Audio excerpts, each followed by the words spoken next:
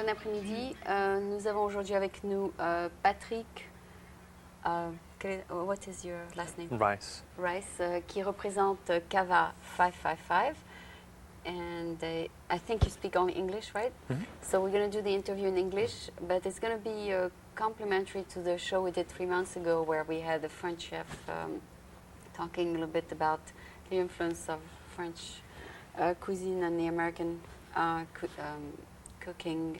And so we're going to talk about what they do here for California cuisine. It's typically California cuisine, you would call your kind of cuisine, right? Yeah, it's highly eclectic. You know, Italian influences, French influences, and my menu, especially the Asian influence, is very. Oh, you have a lot of Asian? Yeah, I find it very interesting. I went through college, went through an Asian studies program, and have studied Japanese, Chinese, Korean, Vietnamese culture. I live in the Richmond, and so I'm surrounded by it. So it's something that intrigues me constantly. Oh, okay. Is your restaurant in Richmond? No. No, actually, it's on 555 2nd Street, south of Market. Okay, so you have mostly the financial district kind of crowd? Yeah, more or less. So is it like lunch, dinner, or just lunch? Yeah, we have a very successful lunch clientele and a very nice weekend business as well. You seem very young to be already a chef, no? Yeah. Or you look young? Well, I'm 29 years old and I've been cooking since I've been about 13. Oh, that long? Yeah, so it's been a while. So we should not base on appearances then. You have a lot of experience. You mentioned just 5 minutes ago that you were trained in America, but there was a lot of French influence in your training. As a matter of fact, last time we had a chef on the show, he mentioned that nowadays chefs have influence from different countries, no longer from just one specific country. You found that to be true also, that the influence is mixed and chef travels a lot. Yeah, I think we chefs, especially young chefs, are influenced by a lot of different ethnic cuisines. But I grew up in Little Rock, Arkansas, and I received my training there. We had a mobile 4-star restaurant Jacques and Suzanne, and all the chefs except for myself and another American was Swiss French, and so it was very classical French Jacques cuisine. Is a French name. That was a French owner? Yeah, it was. He was a Swiss hotel owner, and so I it was see. a joint venture between American chef and a Swiss hotel. So it was a little bit different than what you serve here? Yeah, it was just much more classic, very. What people would expect in a restaurant. Typically from French cuisine. But one thing, I was there for 3 years, and I was heavily schooled in French technique, and just the way they prepare sauces. Yeah, sauces and vinaigrettes, salads, and all the butchering, and just French cooking utensils and techniques, and just the way that the food is, viewed, how it's taken care of. Once a chef become very good, he becomes very well in demand by other restaurants. I mean, like. Yes, but that takes a long period of time because for you to be in demand, you have to be highly experienced. And typically in San Francisco, there's so many people who want to be chefs and so many people who want to cook that you're one of many. So you really have to become well established. You really do have to stand out. And so now what you brought today look more like a Japanese kind of a dish. Yeah, it's how can you say there's any French influence in that? Well, actually, if you will, the dish I'll show you, it's a grilled fillet of salmon. Right. With it's a Thai green coconut curry, baby carrots, red onions, Thai basil, and pink peppercorns with bean threads. But if you really look at the presentation of the dish, it's very French. Right. It's very this circular style. And I've been under American chefs who forbid me to do that. So I like to do this now, and just the baby carrots and just the way it's prepared and the way I fillet my salmon, the way I grill it, is strictly French, and that's where that comes from. And that dish is very Asian. But one point that I'd like to make is that the French technique, especially among the younger chefs, that is what holds us all together. We may be using Italian regional and Japanese food and Moroccan food, but the way that we're dealing with the food, our knives, our cooking equipment, the saucepans is very French, and without this, I think that the phenomenon of California cuisine would have never occurred, and it wouldn't have held together. And some chefs, you know, they have the audacity to say it's a California cuisine is a technique, and no, actually, it's a way of putting things together, but the technique is French. The style of showing colors on the plate and presenting. It's very strongly influenced me, and I've gone on to try to incorporate an Asian view of color and composition, but I'm still strongly rooted in the way that the French, you know, are they viewing put colors food. together. Yeah.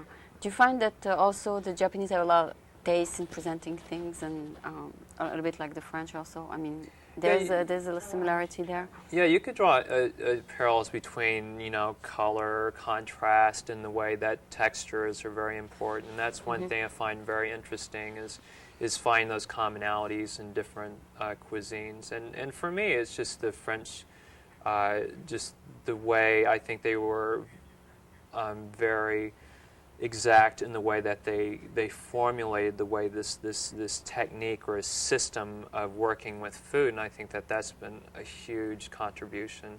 And so it allows, you know, if you're interested in food, I would encourage anyone to go and study the French technique as a starting point. It's a good place to begin. Did you serve like in some French restaurant 3-course meals, or do you just go for one main meal and that's it? We do a la carte, but we do prefix as well. Like for Valentine's Day, we're doing a prefix, and I'm interested in doing some in the future. So an entree, a salad entree, then dessert. Oh yeah, and we're also arranging winemakers to come in from wineries. Me and the sommelier and I will taste the wines and come up with a prefix menu from that, so it's a whole dinner based upon that idea. So that's very French as well. Okay. So because some restaurants you just order one main meal and that's it. But some restaurants you order all the three are combined together, and that is expected.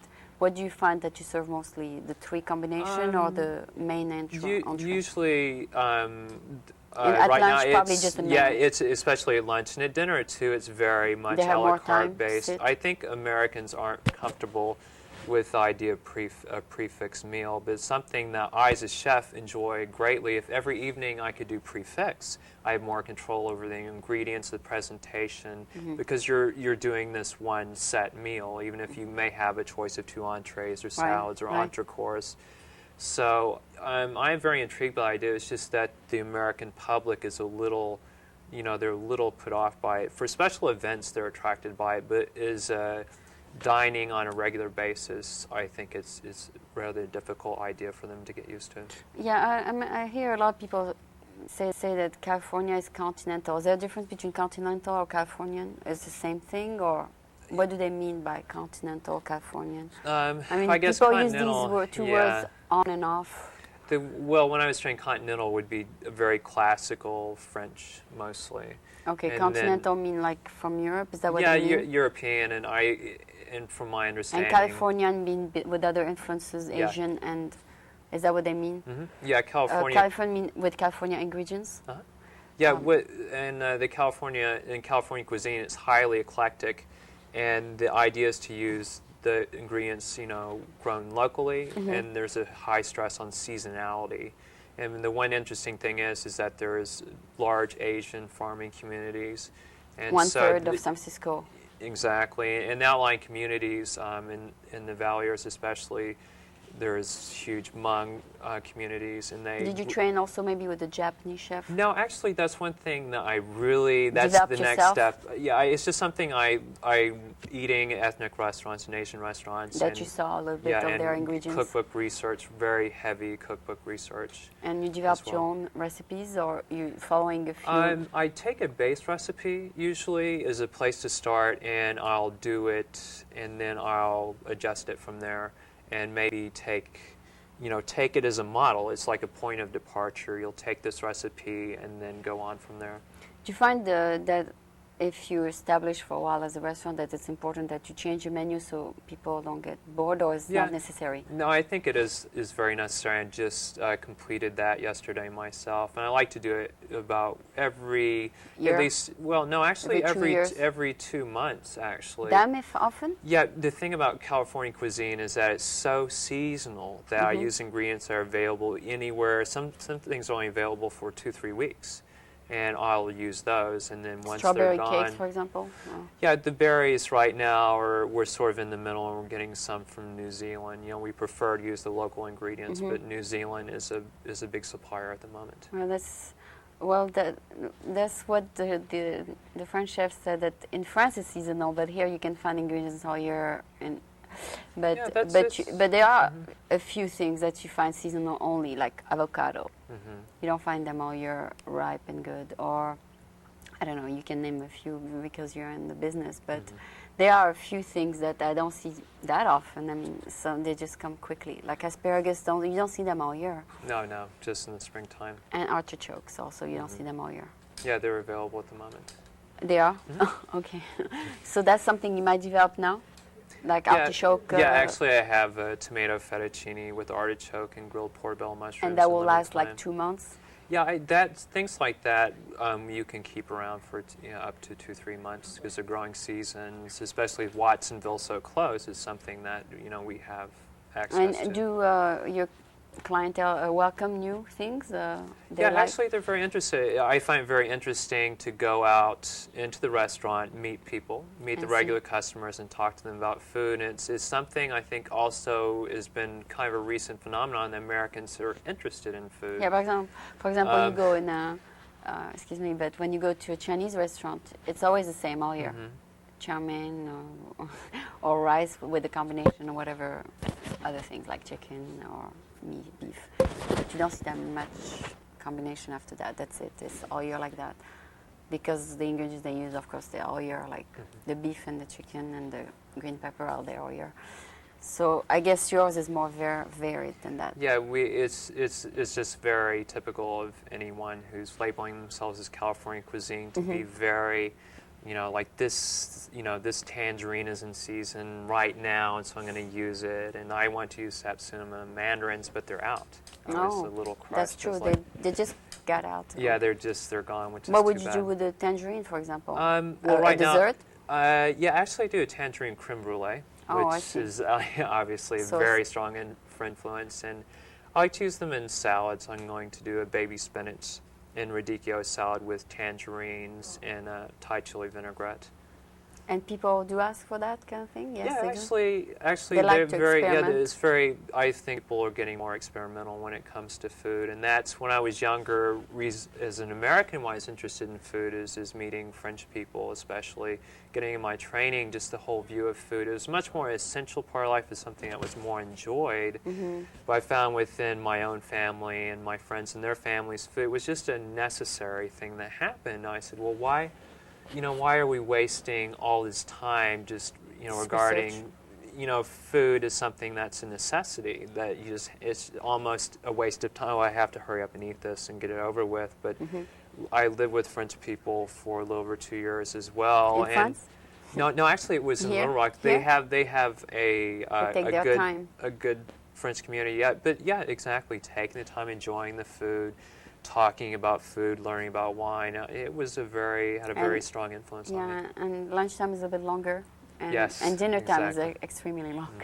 So therefore, they take the time to discuss the food and enjoy each part of it. Yeah, I think that I think that the French have had a very strong influence on Americans in that regard, especially in California cuisine. The point being, let's pay attention to the food, let's learn about the food, and let's enjoy it more. And so I think the French are, we should compliment them for that.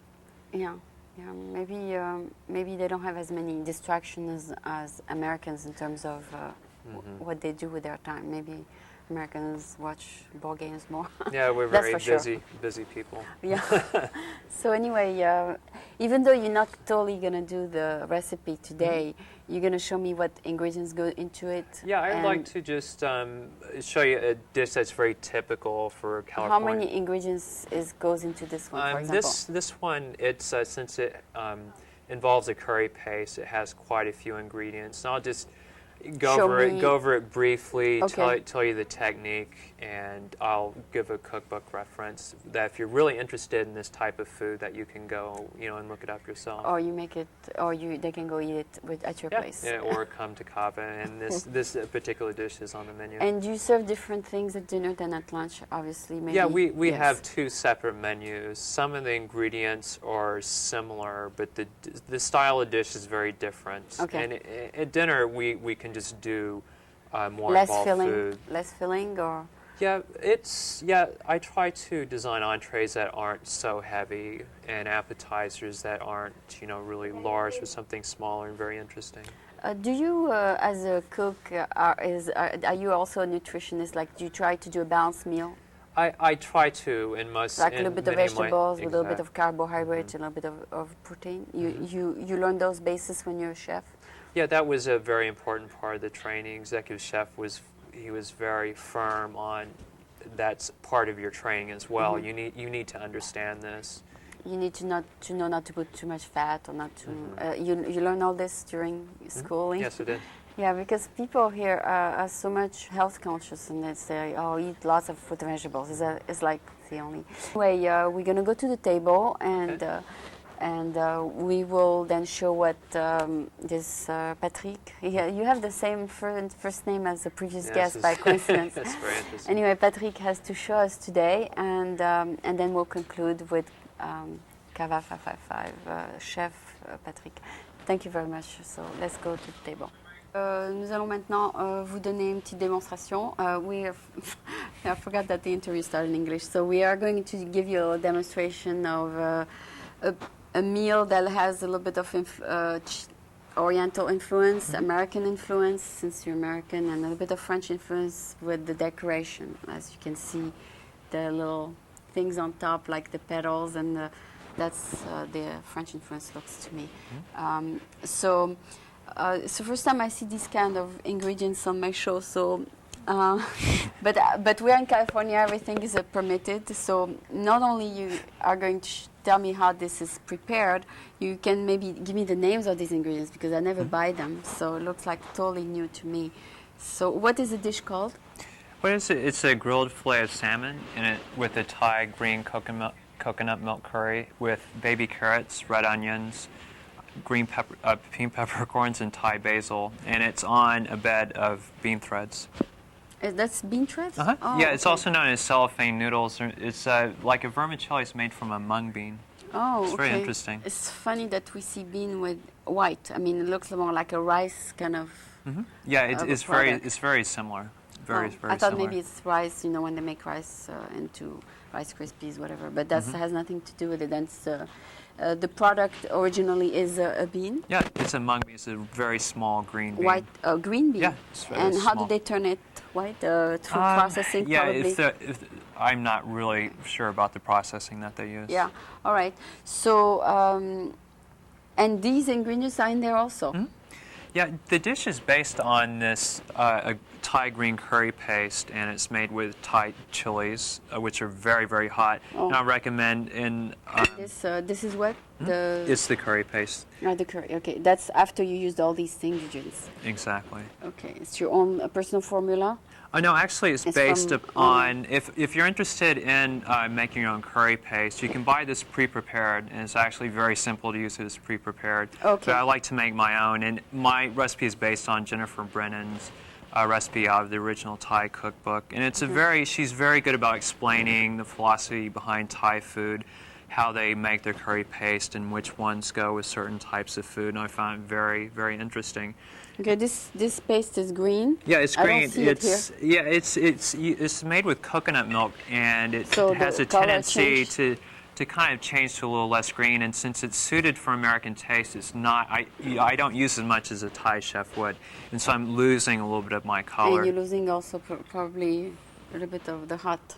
Yeah, exactly. Okay, because people here are not that used to the hot. Yeah, some of the customers like it, but for the general American, you have to be very, very careful. I love hot food myself. I do too. It's one of my passions, but right. for when I put things on the menu, I have to design it so it's not going to blow someone's head off, more or less.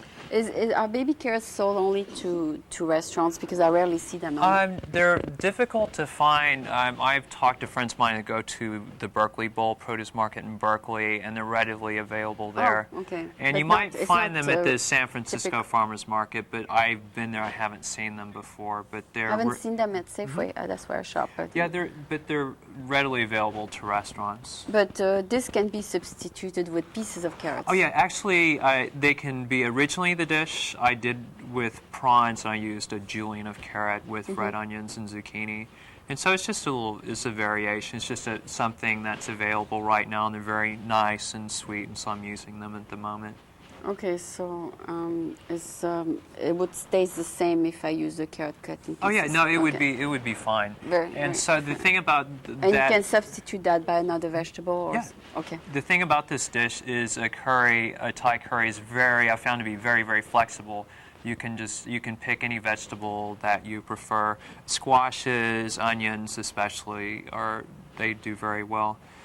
But we start out with a curry paste, and it's chilies, garlic, shallots, and it has many spices in it, nutmeg. Healthy, yeah, that's very healthy.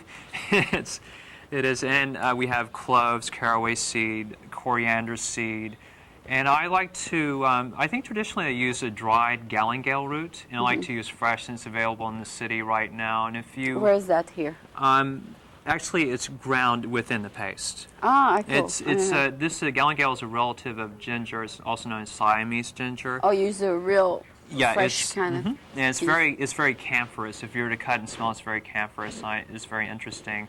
And in the paste, you also have lemongrass, which if you're using this, it's very fun. These ingredients are very fun just to play with if you're cooking, even So you buy them in that form or in that form? No, I buy these ingredients fresh, and then I just the dried spices. Okay. I just have around the restaurant. But if you're using lemongrass, just peel it. Take off the root end and just use like the lower third and either slice or chop it very finely. When you order food, is it you who orders, or is there another person in charge? No, I do the ordering. And things like these, I prefer to go to the Asian markets and do shopping myself. I like to kind of keep in contact with the markets.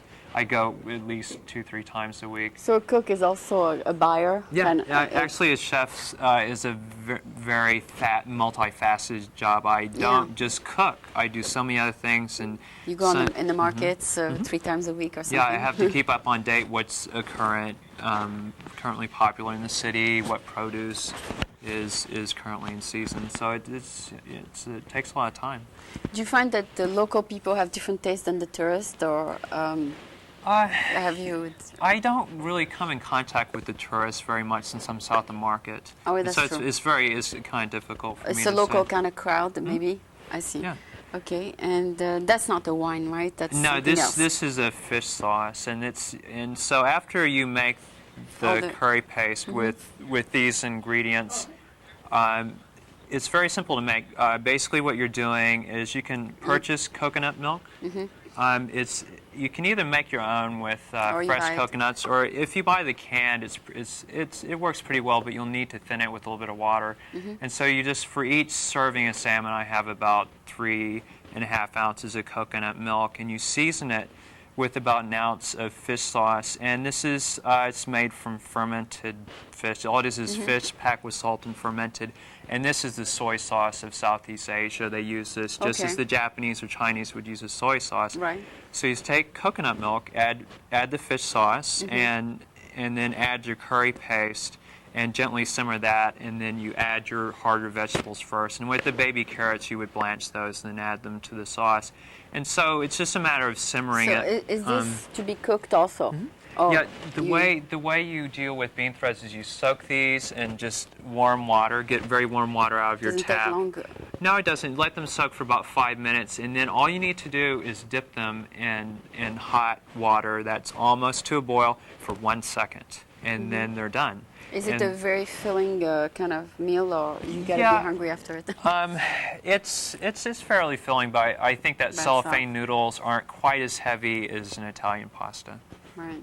Maybe a person might need another meal after that. I mean, a second, maybe a salad with it. Yeah, actually, a salad would be nice with it. Yeah, like something to complement, maybe bread. I don't know. What would you take with this? Something else? No, not bread. No. Like you would complement it with some kind of thing that would make it more full. But that actually, yeah, you might be full with that. Yeah, it depends of the. Yeah, it's a fairly. This dish is designed so it's fairly complete with fish and vegetables and with the bean threads as a starch. It pretty much stands on its own. Okay. So, well, anyway, you presented it very well. Can you tell me what this is? Oh, that's a whole nutmeg. You use that? Yeah, actually, that's the curry paste. Thai curry pastes are very complex. They have many ingredients, and that's the wonderful thing when you cook with them and you taste them in the curry. You pick up clove, nutmeg, and so many other things just from garlic, chili, and onions. And that's the drawback of a prepared paste, is that it's very much just onions, shallots, chilies, and garlic, and you don't get the spices. They'll just list spices at the end. So basically everything is boiled except the fish, which is grilled. Yeah, it's grilled. It's grilled. So you just the curry sauces, you simply simmer, cook them with fish sauce, curry paste, and then add your vegetables, and then just taste it, for how you like it. And you add more curry paste if you want it hotter. Okay. And if it needs more seasoning, you just season it with fish sauce. Okay, well, I think we got pretty much an idea of what the meal is about. So, and you serve also meals with meat, I suppose. I mean, yeah, we do a wide range of things, all kinds of things. This is just an interesting dish. It is, okay. So it was then Patrick Rice, who represents Cava 555 here in San Francisco, and sounds like he's very creative, and I hope you'll try him out. Thank you for being here today. Okay, thank you. It was a pleasure.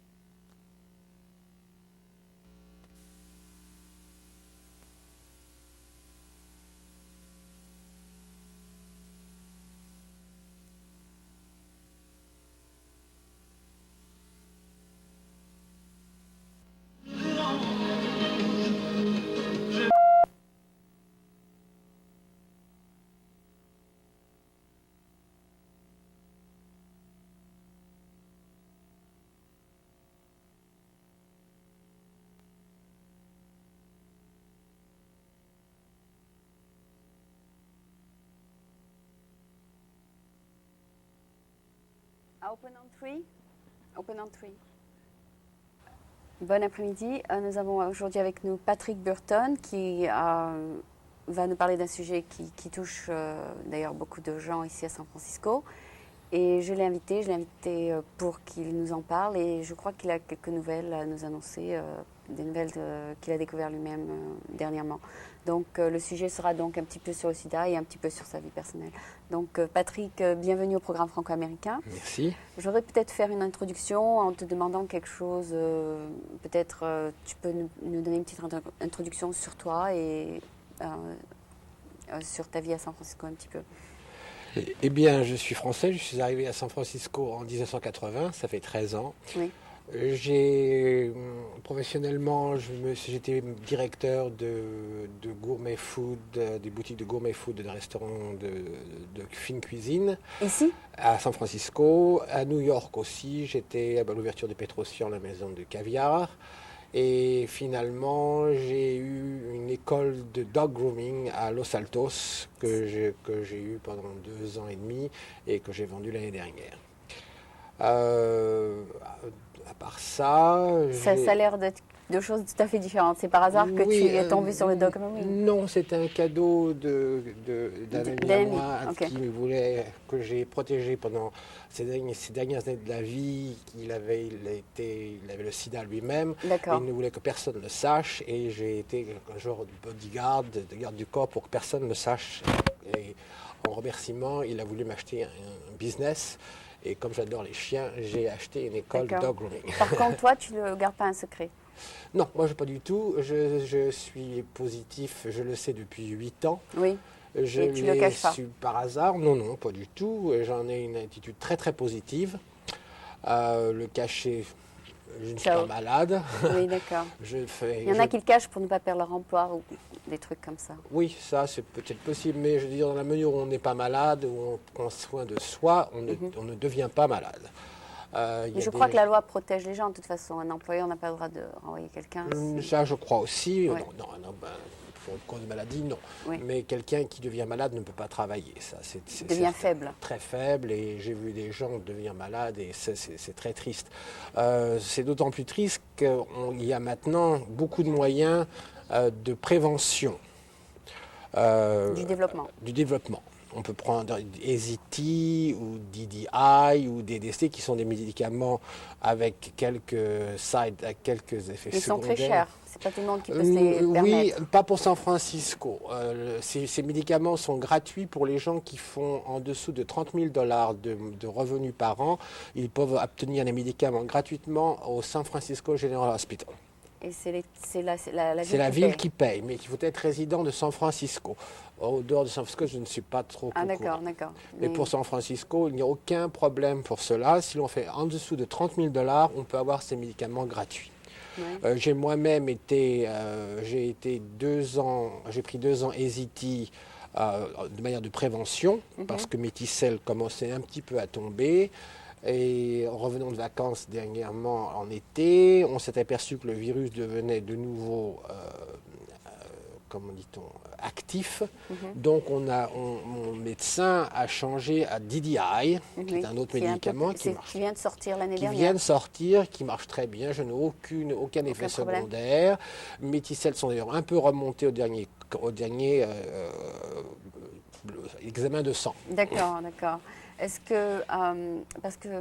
que c'est par exemple, probablement tu as des groupes que tu rencontres qui sont dans le même cas que toi et qui échangent des idées ou non, bien, ça, je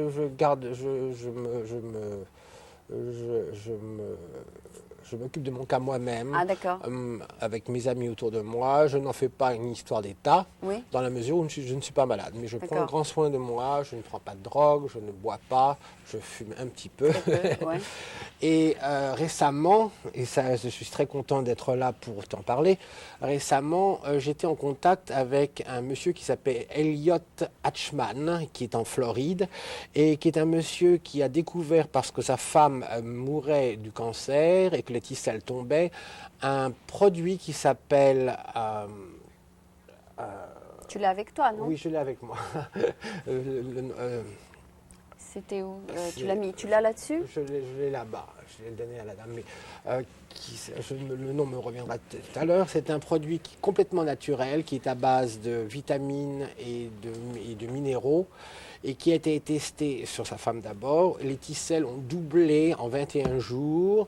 Ça a été testé sur plusieurs personnes avec le virus et les T-cells, le data est revenu dans tous les cas et toutes les T-cells sont remontées d'une manière extraordinaire. Ah, j'ai rencontré ce monsieur il y a quelques jours avec sa femme ici à San Francisco et qui était de passage, il est en Floride et nous avons décidé de commencer ce traitement avec le protocole qu'il demande. Est-ce qu'il est approuvé par ton docteur? Oui, c'est approuvé par mon docteur. Les médicaments, c'est 3 boîtes. Ils peuvent être remboursés par les assurances. Ah, en plus. En plus. C'est donc officiel. C'est un produit qui est approuvé, on le trouve en Nebraska et moi j'habite sur Potrero Hill à San Francisco et mon pharmacien à côté va commencer à le prendre, à l'avoir en magasin. Ah d'accord, à le distribuer. À le distribuer. C'est un Américain c'est un docteur américain? Il n'est pas docteur, c'est un physicien, mais Ah. il est américain. Il s'appelle Elliot Hatchman. Il y a des conditions. Il faut que les T-cells CD4 soient entre 200 et 400. Il faut ne pas fumer, ou un petit peu, parce que je dis, moi je ne pourrais jamais arrêter de fumer, mais une cigarette après chaque repas, ça ne fait pas de mal. Il ne faut pas boire, il ne faut pas prendre de drogue, ça c'est très très important. Il faut avoir une attitude positive et il faut être il faut prendre ou AZT, ou DDI, ou DDC d'une manière préventive. D'accord. Et là, les résultats sont jusqu'à présent extraordinaires. Et donc, ce médicament te permettra donc d'être plus fort. Plus fort, parce que les T-cells sont les cellules qui tuent les virus. Oui, c'est le T-cell, oui. Donc, c'est les cellules T, la lettre T. C'est ça. D'accord. Donc, quand les cellules T atteignent une moyenne en dessous de 200, là, c'est là où commencent les problèmes. C'est là où on commence à attraper toutes les maladies relatives au sida. Autrement, au-dessus, on est à peu près garanti qu'on n'attrape pas de pneumonie ou des choses comme ça. D'accord. Et d'ailleurs, dans les dernières recherches, ils ont vu qu'il y a des gens qui ont pu être positifs pendant 15 ans. Oui, donc, absolument. Donc, avec les T-cells qui sont au-dessus de 200. Et ça, encore une fois, j'insiste, c'est très très important. Moi, ma santé, je l'ai toujours, c'est à cause d'une attitude positive qu'il faut avoir, c'est absolu. Si on commence à être déprimé, ça n'arrive à nulle part. Et je suis persuadé que le virus, on le contrôle par la tête, par sa positivité. Oui, d'accord. Justement, aujourd'hui à la radio, ils ont annoncé que le souci le plus fort des teenagers dans les high schools, c'était la peur d'avoir le sida. Eh bien, moi, j'ai vu très peu de gens mourir du sida d'être malades. C'est pas beau à voir. Oui. Et je suis tout à fait pour la prévention. Donc, au lieu d'attendre d'être malade, de l'avoir mieux. Mais je recommande à tous les gens qui sont positifs de faire la prévention. Non, mais une fois qu'ils sont plus positifs, prévention d'aller plus loin que positif, c'est ça? Non, une fois qu'ils sont positifs, une fois que les T-cells descendent en dessous de 600 ou 500, tout de suite prendre les médicaments qui aident à contrôler les virus, qui sont AZT. Maintenant, il y a de plus en plus de médicaments qui n'ont pas encore tous l'accord. Mais on arrive à beaucoup de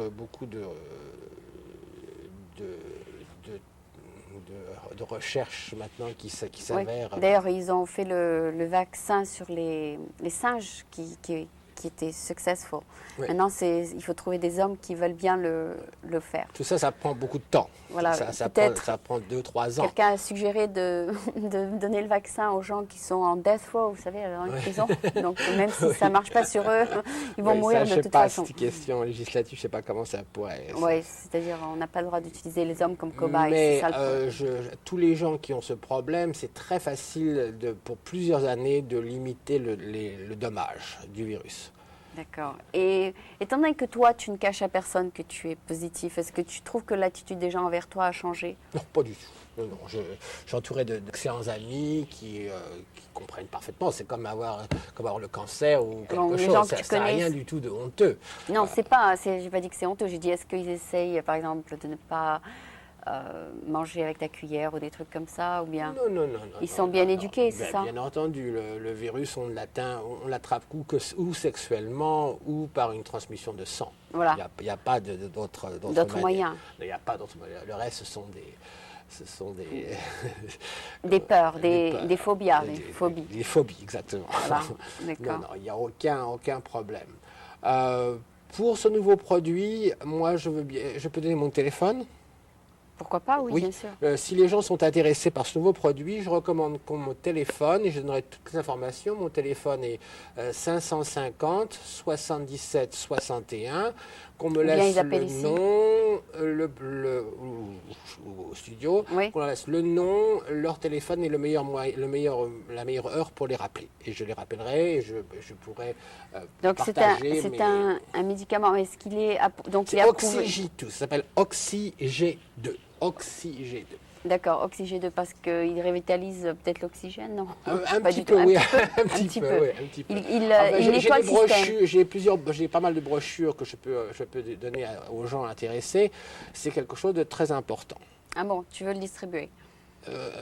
Monsieur Elliot Hatchman est venu là, il m'a laissé plusieurs Est-ce qu'il t'a chargé de les distribuer aussi? Non, c'est à ma demande. C'est pour aider les gens. C'est pour aider les gens qui sont dans mon cas et qui ne veulent pas devenir malades. D'accord. Et donc lui, il t'a convaincu absolument. Que ça marche. Absolument. Il m'a été. Malgré que ça fait qu'une semaine que tu es là sur ce médicament. Oui, j'étais à Santa Fe il y a quelques semaines chez mon ami. Est-ce qu'il y a quelqu'un qui a pris le médicament pendant quelque temps, par exemple? Moi, j'ai connu ce monsieur par un peintre très important à Santa Fe, chez qui je résidais, et qui m'a recommandé de lui téléphoner. Et je lui ai téléphoné, il est rentré de Floride, il est resté en contact avec moi de très nombreuses fois, m'a envoyé des fax tout de suite pour le produit, et les résultats sont dans la brochure. Ça a été testé sur 12 personnes mâles avec le virus dernièrement. Et le data est revenu sur les 12 personnes. 12 personnes pendant combien de temps? Un an? Non, pendant 21 jours. 21 jours. 21 jours et plus. Le produit marche au bout de 21 jours. D'accord. Donc 3 flacons de 6 capsules par jour. Donc dans 3 semaines, tu sauras quel est le résultat sur toi. Voilà. D'accord. Dans 2 semaines. Dans 2 semaines, tes T-cells devraient être plus élevées? Mes T-cells sont maintenant 400. Elles devraient monter à 500, 550. D'accord. Donc, et à part ça, ce sont des vitamines, je pense. Tout est des vitamines, des minéraux. C'est un produit complètement naturel. D'accord. C'est pour ça qu'il est approuvé donc par l'US. Et c'est pour ça qu'il n'y a pas de problème. L'USDA. Voilà. D'accord. Donc autrement, ça prendrait des années. Des années pour être approuvé, bien sûr, et des millions de dollars. Je ne pense pas que des vitamines ou des minéraux puissent mettre en danger la santé. Je crois aussi, d'après le coût de ces produits est de $48 par boîte. Et, il en faut combien de boîtes? Il en faut 3, mais une est gratuite. Donc $100 par mois? C'est $100 par mois, et en plus c'est remboursé par les assurances. On peut l'acheter sans prescription. Ou avec? Ou avec prescription pour être remboursé par les assurances. Donc toi, tout dépend de la personne. Tout dépend de la personne. Si les gens ont l'assurance, il vaut mieux avoir une prescription du docteur, parce que ça peut être remboursé. D'accord, parce que c'est tout à fait des vitamines. Ouais. Voilà. Ah ben c'est bien. C'est-à-dire, en général, les gens vont jusqu'à Mexico pour prendre des produits sorciers, tout ça. C'est un peu des produits sorciers dont on ne sait pas très bien le résultat des détails. Voilà, c'est ça. Donc ça, c'est un produit dont tu as crois parce que c'est naturel et il y a des résultats.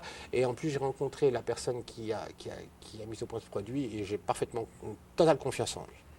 Ben oui, il faudrait peut-être que tu représentes. Si dans 21 jours, tu vois que ça marche sur toi, tu seras donc un testimony.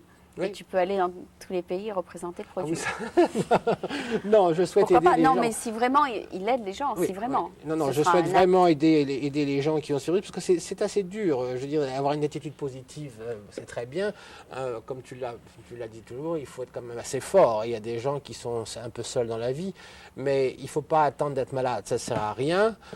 Il faut prendre le dessus et lutter contre le virus. Il faut parler à son corps. Aussi, ce que j'ai remarqué, c'est que les gens qui ont le virus et puis qui deviennent malades de différentes manières. Il y en a qui perdent la vue, par exemple. Il y en a qui deviennent couverts de boutons. Mais donc, il y a plusieurs sortes de sida, finalement.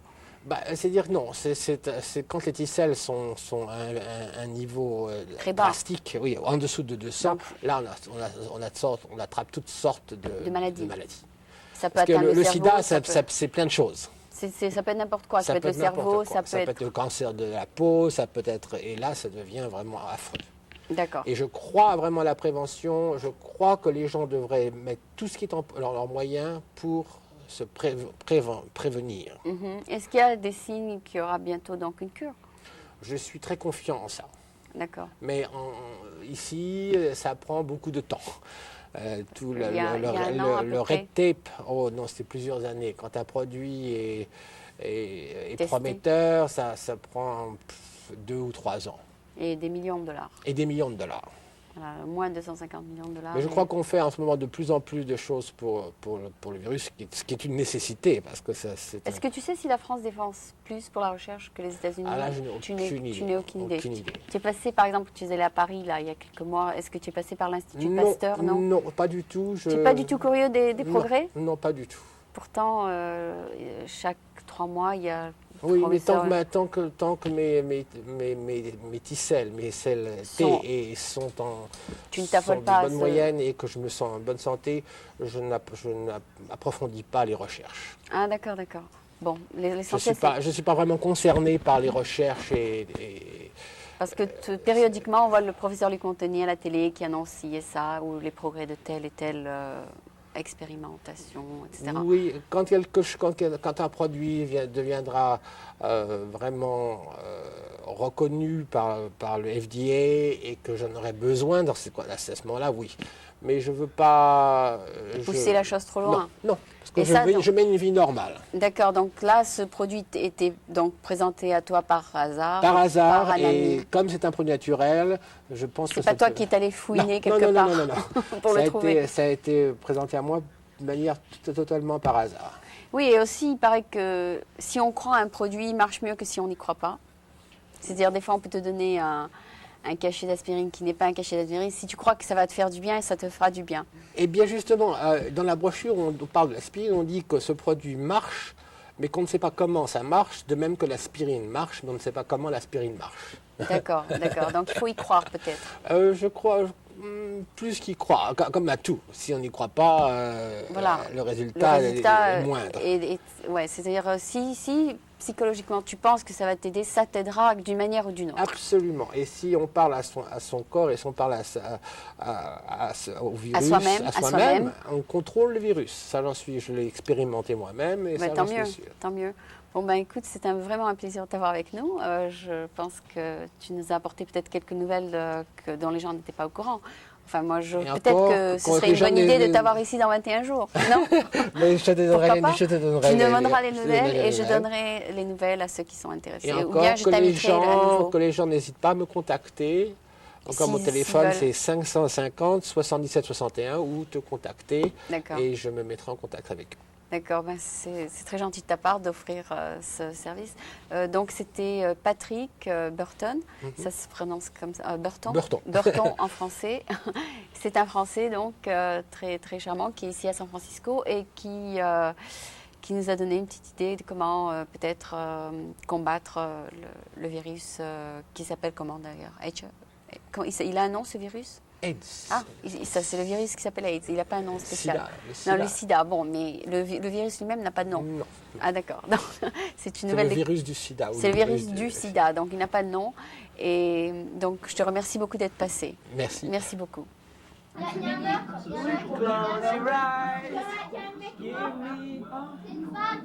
C'est quoi?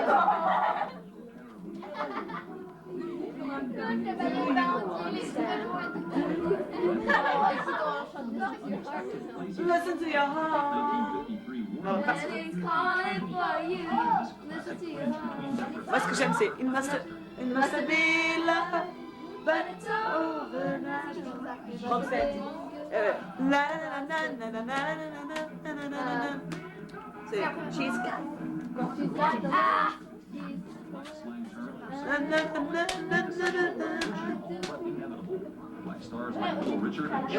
C'est non, c'est Roots in the Heart. Quoi? Je regarde des boutons parce que vous. Ah ouais. Et là, ils sont petits. Mais je préfère les avoir sur les jambes que moi sur la gueule, tu vois. Non, tu peux pas y aller. 1, 2, 3, vous dites bonjour. Oui, mais moi ils sont petits. Hey, 1, 2, 3. C'est lui. Oh merde. Qui est ça l'appareil? C'est qui ce con qui a l'appareil là? C'est encore un salaud. C'est encore un salaud. Michel. Il s'appelle Michel. Tu peux passer une serviette, c'est un couillon alors. Parce qu'il y en a qu'une. Hey, attends, tout le monde va dire tu es un couillon. À 3. À 3, hey, venez ici. À 3, vous allez dire tu es un couillon, d'accord? Michel, tu es un couillon. Faut dire Michel. Non, il s'appelle. Ouais. À 3, vous dites Michel est un couillon. 1, 2, 3. Michel est un couillon. Comment? On vous appelle de Lille. Ah ouais. Ah, nous on appelle de Lille. Non, on appelle de Tokyo. De Tokyo. Non, il faut lui dire qu'on appelle de Lille parce que sinon c'est pas normal. De Paris, c'est plus chouette. Putain. Mais Michel, arrête de me rouler un palo à l'autre. Si Charles il l'apprend, c'est pas marrant. Surtout pour toi. Il a pas de chance après. Mais dis à ta petite soeur qu'elle largue le mec là, il en a marre.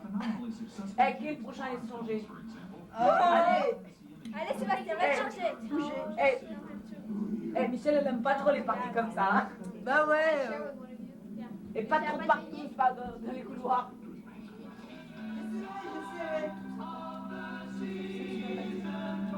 Ah ouais, on va parler de toi, je suis en train de une cassette là, il paraît que t'es un super batteur. J'ai écouté, j'aime bien. Hein. Ah ouais, mais c'est pas trop. Oui, c'est Michel. Non, je ne pas qu'on l'appelle Michel, sinon après, il va être trop heureux. Je sais qu'il T'as une supporter ici, hein. Elle est folle de toi, elle veut t'en vendre. Il y a Carole là, elle est folle de toi. Elle n'attend plus de toi. Carole? C'est qui Carole? T'es con, c'est ta copine et tu vois qui c'est Carole. T'entends la musique? Ouais.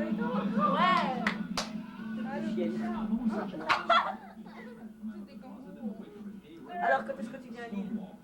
Allez, on t'attend ici, hein. Tout ça, le répondeur qui me fait chier, qui ne répond même pas. Pourquoi il s'appelle un répondeur? Tu pourrais me le dire? Oh là là, il y a un truc bien sur TF1 en ce moment. Mais t'es sur FR3. Mais non, c'est TF1, pas FR3, parce que le code, ça va aussi. Dites-moi notre présenteur, vite, connu, hein. Ah, il y a Foucault. Foucault. Ah, non, il y a Jean-Pierre Foucault. Ah non, il y a... Léon Citron, c'est Léon Citron. Michel Drucker. Il y a Michel Drucker. Ouais, c'est Drucker à l'appareil, là. Ah. C'est pas pour dire que j'ai un par... Comment on appelle ça? C'est Michel. Quand c'est lui qui paye. Quand c'est lui qui appelle, on appelle ça comment? Par TVS, TVP. SVP. Take as long as the messages you like. Bon, c'est toi qui paye, quoi.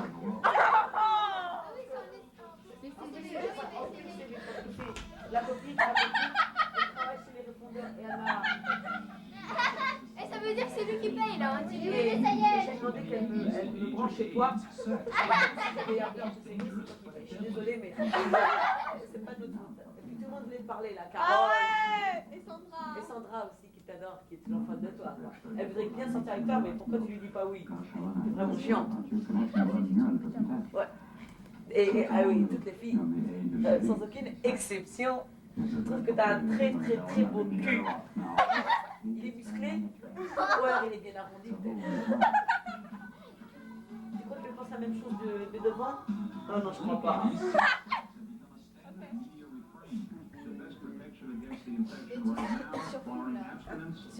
Eh, tu sais quoi, on est en train de nous filmer là. Enfin, Tout ce que vous dites, ça s'entend. bon, Ce que t'as dit. j'espère qu'il ne paiera pas trop cher quand même, parce que de France, c'est... Enfin, de France Et regardez, à regardez, aux regardez. États-Unis, c'est cher. C'est encore les gars. Là, t'as combien de personnes qui sont en train de baiser en durée de 4 heures. Et comment ils sont après? Il ne faut mieux pas penser à ça. Ah là, c'est jamais plus jeune. C'est le mariage de Cicciolina avec, je sais pas qui. C'est parce que là, regarde la télé câblée. On a la télé câblée, c'est MTV. Oui, c'est bien la chanson Hysteria. Et il y a Hysteria, je sais pas. Aerosmith. Elle est hyper bien. Et puis attends, il y en a une autre. Non, Def Leppard. Et Def Leppard.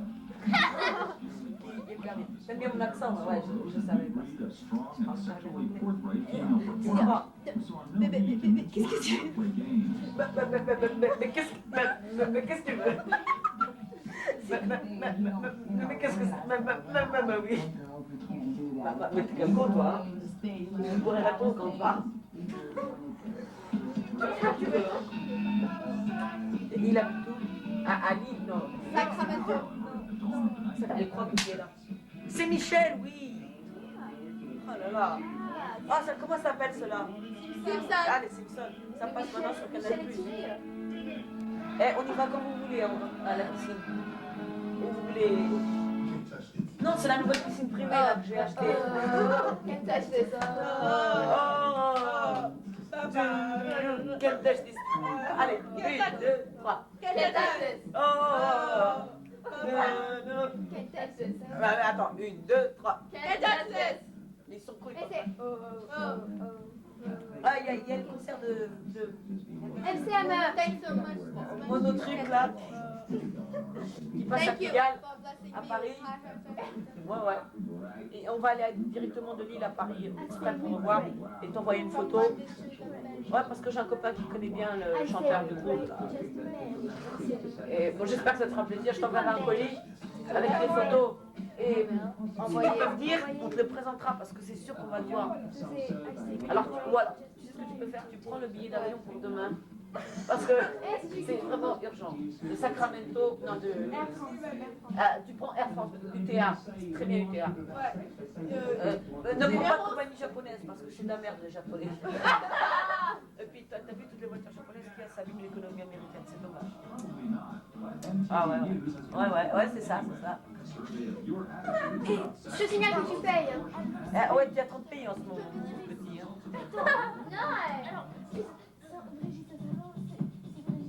Non. Brigitte, viens ici.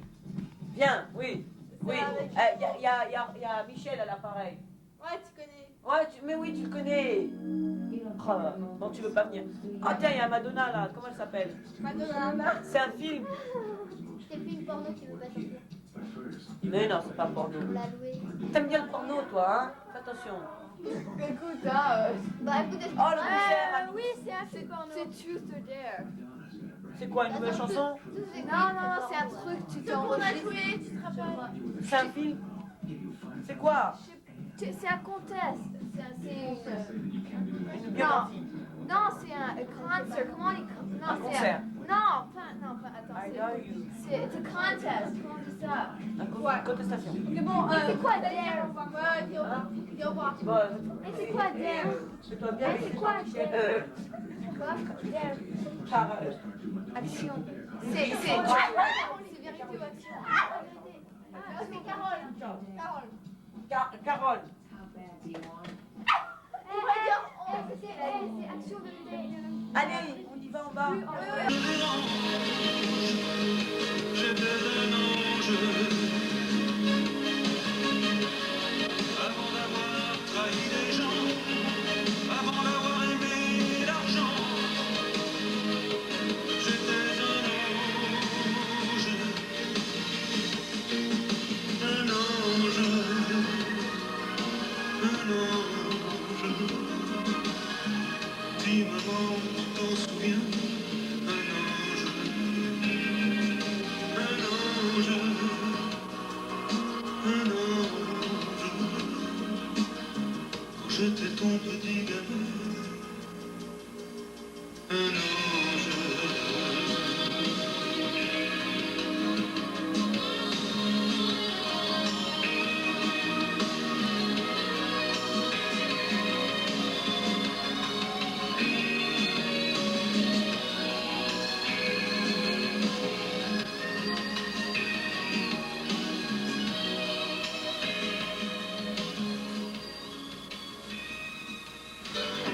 faut pas pleurer. Demandez de la part de Christelle pour sa maman et Jean-François. L'histoire du petit Franck, contée par François Feldman sur Énergie. 23h34 minutes.